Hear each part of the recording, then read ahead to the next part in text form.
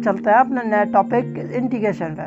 तो इंटीग्रेशन पर चलने के बाद क्या होता है इसको हम जानते हैं। अवकलन की प्रतिलोम संक्रिया, मतलब यहाँ पर लिखा गया है डिफिनीशन। डिफिनीशन क्या लिखा गया है, आइए हम डिफिनीशन को जानते हैं। पहले चेक करते हैं डिफिनीशन क्या होता है। तो यहाँ पे लिखा गया अवकलन की प्रतिलोम संक्रिया को समाकलन कहते हैं। तो इसका मतलब क्या हुआ, प्रतिलोम मतलब होता है उल्टा, और संक्रिया मतलब होता है उसके उस पर किया जाने वाला कार्य। मैथमेटिक्स में जितना भी, जैसा है कि आप कोई भी फंक्शन पर कोई भी काम करते हो तो उसको संक्रिया कहते हैं। आप जैसे भी सेट में पढ़ चुके हो कक्षा 11 में बाइनरी संक्रिया है। तो संक्रिया का मतलब होता है किसी भी मैथमेटिकल वस्तु पर काम करना, मैथमेटिक्स के तरीके से काम करना होता है किसी भी पर। तो होता है अवकलन की प्रतिलोम संक्रिया, मतलब अवकलन का उल्टा जो हम काम, अवकलन पर जो हम उल्टा काम करते हैं तो वो कहलाता है समाकलन। ठीक है, तो समाकलन को आप समझ चुके होंगे।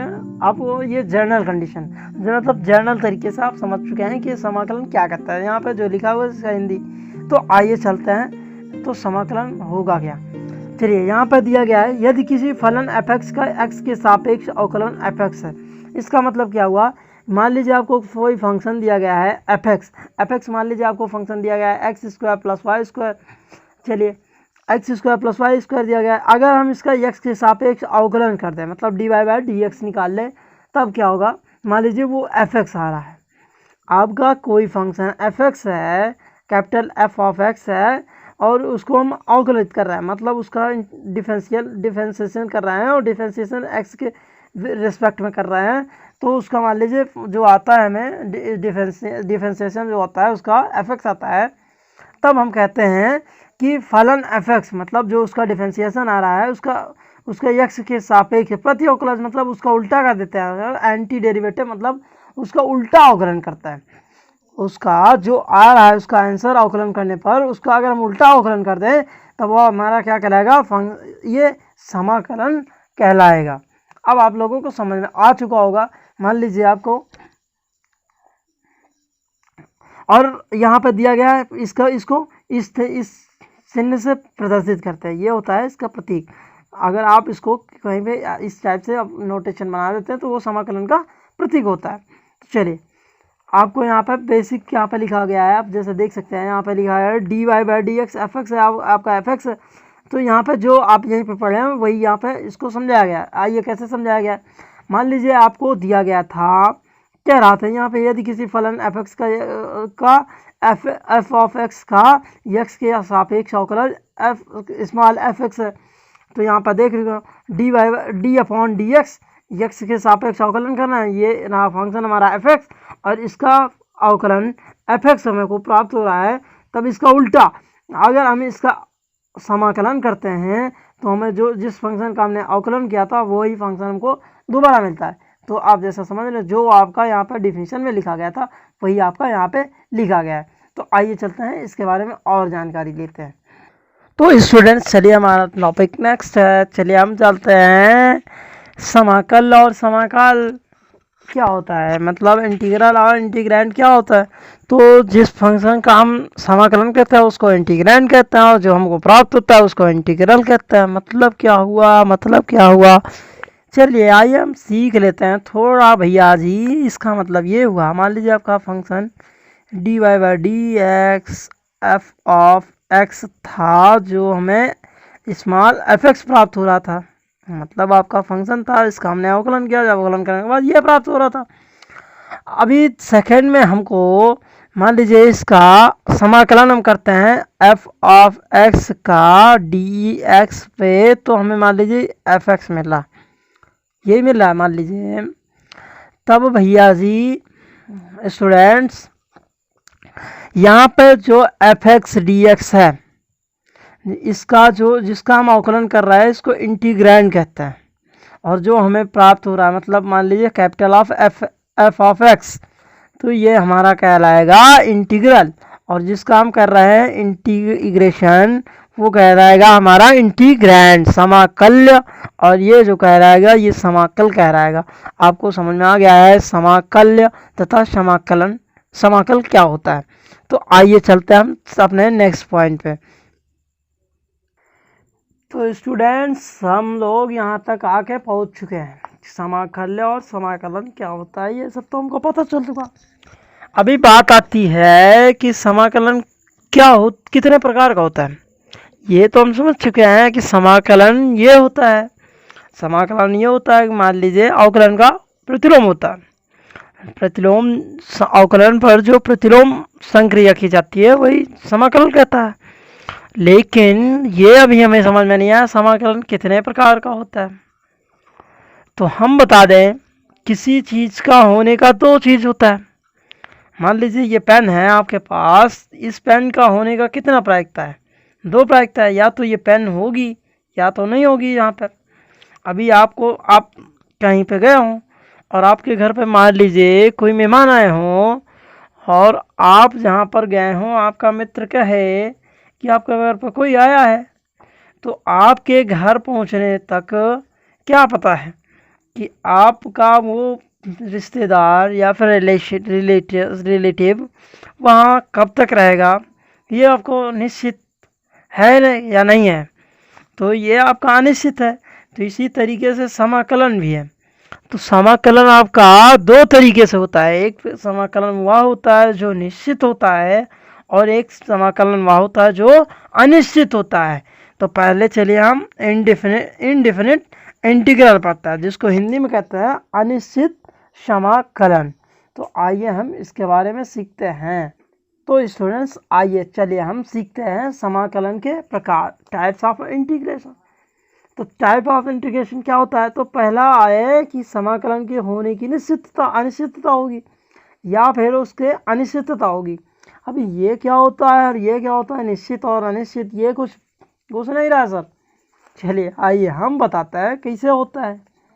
चलिए मान लीजिए आपके पास कोई फंक्शन है f(x) जिसका अवकलन करने पर f(x) आपको मिल रहा है, स्मॉल f(x) मिल रहा है। आपके पास जो फंक्शन था वो कैपिटल f(x) था और जो आपको अवकलन करने पर आपको मतलब आपका डिफरेंशिएशन कर रहा हो तो स्मॉल f(x) मिल रहा है। और जहाँ पर चलिए यहाँ पर मिल रहा है। अब मान लीजिए आपके पास कोई कांस्टेंट c है, आप मान लीजिए कि कोई कांस्टेंट c है, तब आप उसका अवकलन कीजिए। चलिए करते हैं। तो यहाँ पर हो जाएगा dy/dx, d/dx हो जाएगा, x के सापेक्ष करा है ना, तो d/dx हो जाएगा। तो यहाँ पे f(x) हो जाएगा कैपिटल ऑफ f(x) और ये हो जाएगा प्लस में c, प्लस c क्या था अपना कांस्टेंट था। चलिए कांस्टेंट जोड़ा तो उसका अवकलन करने पर क्या मिलता है ये देखते हैं। तो ये d/dx हो जाएगा, इसका फंक्शन अलग अलग कर दिया हमने, यहाँ पे ऐड में था, ये प्रॉपर्टी होता है, इसको हम जानते हैं कैसे अलग करना है। तो ये हो जाएगा d/dx capital f(x) in one types and second types हो जाएगा d/dx ही हो जाएगा। तो जैसे आप जानते हो d/dx किसी फंक्शन का आप अवकलन मान लीजिए f(x) का दिया गया है, यहाँ पे f(x) होता है, और किसी कांस्टेंट का अवकलन जो होता है वो 0 होता है। आपको पीछे अवकलन में पढ़ चुके हैं आप लोग, किसी कांस्टेंट का अगर हम अवकलन करते हैं तो 0 हो जाता है। चलिए अभी आप किसी भी फंक्शन में 0 जोड़ोगे तो आपका वही फंक्शन प्राप्त हो जाता है। मान लीजिए कोई आता है और उसको f(x) लिख देता है, तो क्या पता है कि आपका अवकलन क्या होता है, समाकलन क्या होता है, समाकलन में क्या उसका उल्टा होता है। तो चलिए यहाँ पर f(x) प्राप्त हो रहा है, लेकिन आपका कांस्टेंट तो प्राप्त नहीं हो रहा है ना, कांस्टेंट नहीं प्राप्त हो रहा है। अब कांस्टेंट को कैसे प्राप्त करेंगे, तो इसीलिए कांस्टेंट को प्राप्त नहीं हो पाता है हमको। अभी यहाँ पे 0 था या 3 था, c था, कुछ भी था, तो यहाँ पर कुछ अवकलन कुछ रहा होगा कांस्टेंट तो हमको पता नहीं होता। तो कांस्टेंट की जगह पर हम यहाँ पे c रख देते हैं, जिसको अगर हम एवेलुएट करेंगे लिमिट को रख के तो जिस यहाँ पे कांस्टेंट का वैल्यू आ जाएगा। लेकिन हमको अभी यहाँ पर कांस्टेंट अनिश्चित है, तो जिसका हमें पता नहीं था, लिमिट भी इसका पता नहीं है, तो चलिए यहाँ पर उसकी जगह पर c रख देते हैं। तो इसका हो जाता है क्या, ये integration of f(x) dx is equal to f(x) तो आपका जो फंक्शन था और c भी इसके साथ में कांस्टेंट में जुड़ा था, तो इसका उल्टा यही होता है। तो आप समझ चुके हैं अनिश्चित समाकलन क्या होता है। चलिए इसके बाद बात आती है निश्चित समाकलन की। ये क्या होता है भैया, तो भैया निश्चित होता है जैसे आपका रिश्तेदार गया नहीं है, अरे चलिए ठीक है, अतीत कब आप जब आओगे ये फिल्म आप देखे होंगे, चलिए ठीक है उसको छोड़ो। अब चलिए मान लेते हैं let any close interval A B. चलिए इसका हिंदी वाले बच्चे ध्यान देंगे, लिखा गया है कि माना आपके पास कोई एक बंद निकाय है, कौन सा बंद इंटरवल है ए बी, मतलब आपका जो फंक्शन कर दिया गया है वो ए बी से बाहर नहीं जा सकता। जैसे आपको कह दिया जाए 1 से 10 तक की गिनती लिखो, तो आप 11 तो लिख नहीं सकते हो ना, तो आपका हो गया बंद गया। मान लीजिए ये 1 हो गया और ये 10 हो गया, तो आप 1 और 10 के बीच में बन गए, तो ये होता है बंद निकाय। चलिए इंटरवल आप वही पढ़ोगे तो बंद निकाय इसको कहते हैं हिंदी में। तो ये हो गया ए, मान लीजिए आपका फंक्शन जो दिया गया है वो आपका ए बी में बंद है, मतलब ना तो ए से कम हो सकता है ना बी से ज़्यादा होता है। चलिए ये बिलोंग करता है आपके फंक्शन एफ एक्स में। चलिए भैया ये बिलोंग कर रहा है तो इसका हम अवकलन करते हैं। तो D upon D x F x का ए और बी में करना है, इससे ज़्यादा नहीं होना चाहिए भैया, वो पहले बता दिए, आपका लिमिट पहले बता दिए भैया, इस ए से ना तो कम होना चाहिए ना तो बी से ज़्यादा होना चाहिए, बराबर हो सकता भैया। तो चलिए मान ली तब आपका फंक्शन आता है एफ एक्स, तब आपको अवकलन करने पर एफ एक्स का कैपिटल ऑफ एफ एक्स का अवकलन करने पर एफ एक्स आ रहा है स्मॉल एफ एक्स।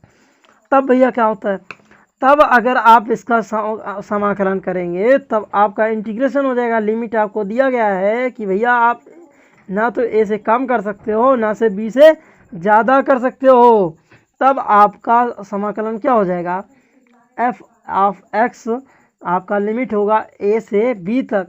अभी आप पढ़ चुके हैं कि बड़ा लिमिट बी से आपको कौन सा घटा देना है, ए को घटा देना है। यहाँ पे गलत लिखा गया था, F of B A minus B लिखा गया था, यहाँ पे होगा F of B minus F of A. तो आपका यहाँ पे लिमिट जो होगा आपका एक निश्चित हो जाएगा, यहाँ पे निश्चित नहीं कर रहा है, आप कह रहा है भैया ए से बी तक ही जा सकते हो, इससे आगे गए तो तुम्हारा खैर नहीं, तुम्हारा टांग तोड़ देंगे। तो आपको भैया 1 से 10 तक चलना है, तो यहाँ पर निश्चित हो जा रहा है कि आप यहाँ से 1 से 10 तक जाएंगे। और यहाँ पर जो पहले फंक्शन था उसमें कुछ निश्चित नहीं था, जहाँ मन कहे चले जाओ भैया। हाँ ये स्ट्रेट लाइन है, स्ट्रेट लाइन को खींच दो जितना खींचना है, 10 फीट 5 फीट 500 मीटर जितना तुम खींच पाओ खींच दिया। तो भैया जो निश्चित है, मतलब आपका जो निश्चित है, निश्चित समाकलन में आपका इंटरवल दे रहा है, ए और बी से ज़्यादा आप नहीं जा सकते भैया। इसको कहते हैं निम्न लिमिट, निम्न सीमा, इसको कहते हैं निम्न सीमा, और इसको कहते हैं हिंदी वाले भैया उच्च सीमा, उच्च सीमा इसको कहते हैं हिंदी में। चलिए तो आपको समझ में आ गया होगा समाकलन, इसका डिफिनीशन और ये कितने प्रकार का होता है। तो चलिए हम करते हैं कल इसके ऊपर क्वेश्चन, नेक्स्ट लेक्चर में मिलते हैं। Thank you.